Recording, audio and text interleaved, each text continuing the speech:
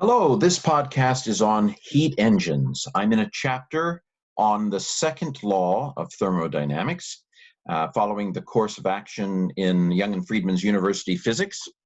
And so this section is on heat engine. What is a heat engine, you say? Well, a heat engine is any device that transforms heat partly into work or mechanical energy. Now, we cannot fully translate heat into mechanical energy because there's always some loss. There's always some entropy, as we'll see in this chapter on the second law of thermodynamics. But this is at the heart of the modern technological society. I went to the store a little bit earlier. I didn't have to walk. I used something called an automobile. It is auto. It runs. It runs itself. Imagine that. It's not. I don't have to pedal or anything like that, like Fred Flintstone, if you know who that is.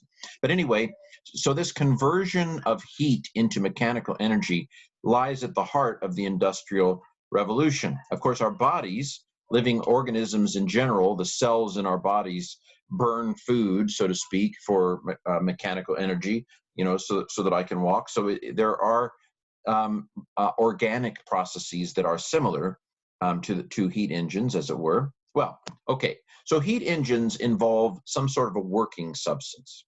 So in my internal combustion engine, my car, there are of course hybrid cars and electric cars don't run on internal combustion, but a jet engine so far works with an air-fuel mixture, as we'll see in the next video. Some sort of an air-fuel mixture is the working substance. You might have water in a boiler that works as the working substance. But heat engines work with there being some working substance.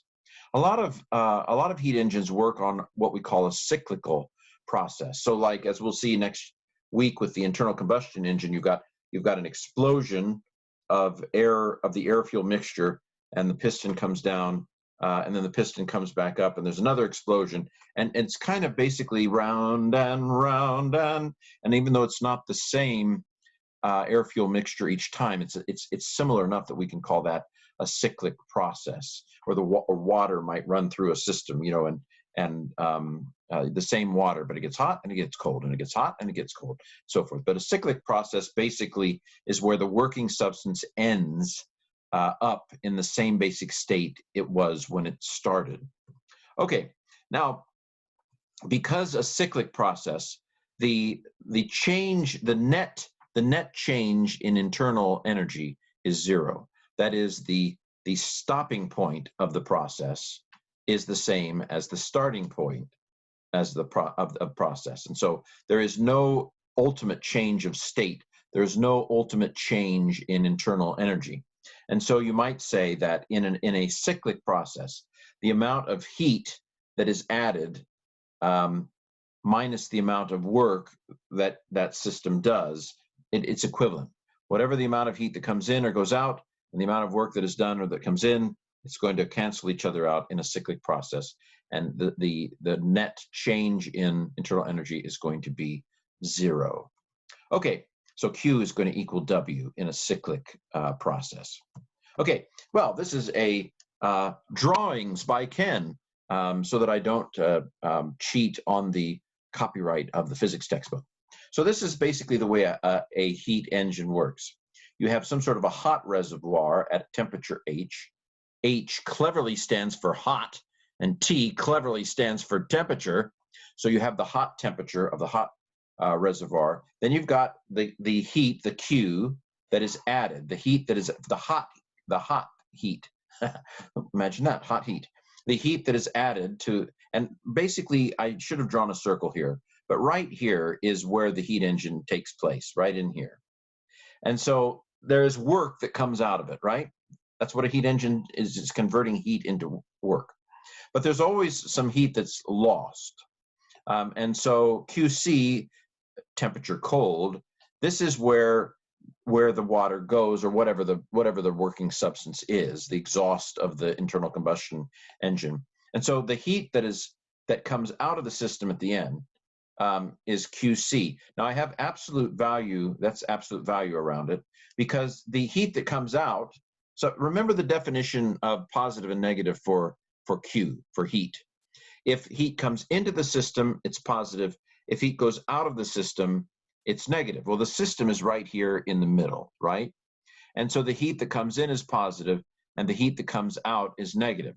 So you might say that because the heat that comes out is negative, this is the heat that comes in minus the heat that goes out, and the difference is going to be the work that is done. So this is distributed, the heat that comes in is distributed as work and as throw-off heat, as it were.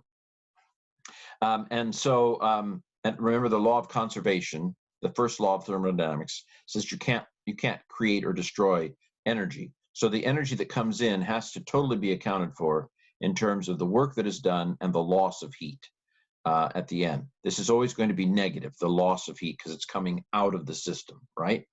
And so the system's right in here. So the work is the beginning minus the final.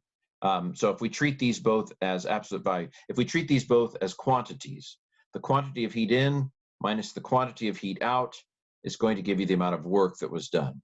Or if you don't want to use the absolute values, this QC is always negative because it's coming out of the system. All right?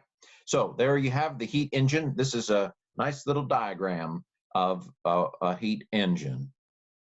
You might also call it an energy flow diagram. Okay, so we have this, we hold these truths to be self-evident, that the heat going in and the heat going out, when you add them together, they equal the work that's done. But remembering that the work that comes out is always negative. So you could say the absolute value of the heat going in minus the absolute value of the heat coming out equals the work that has been done. Okay, so the heat putting into the working substance minus the heat going out of the working substance equals the amount of work that is done. Okay, I've said it now several times. Hopefully that last time was the trick.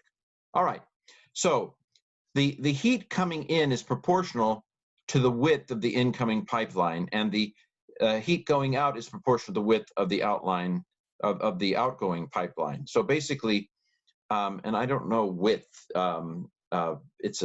anyway, the width of this is proportional to the amount of heat coming in, and the width of coming out is proportional to the heat going out. Okay, that's what that says. All right. Thermal efficiency. This is the last concept in this section. So what is an efficient, I mean, just think about it. What would be an efficient use of heat in a system like this? Well, if most of the heat ended up doing work, that would be efficient. A large loss of heat that doesn't do work would not be an efficient system. And so E, for efficiency, cleverly, is the fraction of heat input that is converted into work. And so we might say that if you took the work, so the amount of heat you put in is always going to be greater than the amount of work you get out, because of the second law of thermodynamics. You're going to lose some of that energy as entropy, right? So this is a fraction. If this were 1, that would be perfect, but it's not going to happen. Hopefully we can get as close to 1 as possible.